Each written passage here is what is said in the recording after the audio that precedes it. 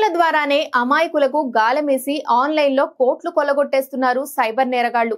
ఇతరుల గుర్తింపు కార్డులు వినియోగించి సిమ్లు పొందుతూ ఈ నేరాలకు పాల్పడుతున్నారు. ఈ క్రమంలో మీ పేరుతో ఎవరైనా అక్రమంగా సిమ్ తీసుకున్నారా అనేది తెలుసుకోవడానికి, గతంలో మీరు వినియోగించి వదిలేసిన కనెక్షన్ ఇంకా మీ పేరుతోనే ఉందేమో తెలుసుకోవడానికి ఓ వ్యవస్థను అందుబాటులోకి తెచ్చింది డిపార్ట్మెంట్ ఆఫ్ కమ్యూనికేషన్. TAFCOP సైట్లోకి వెళ్తే no mobile connections in your name అనే ఆప్షన్ కనిపిస్తుంది. అక్కడ మొబైల్ నెంబర్ క్యాప్చాను నమోదు చేస్తే OTP వస్తుంది.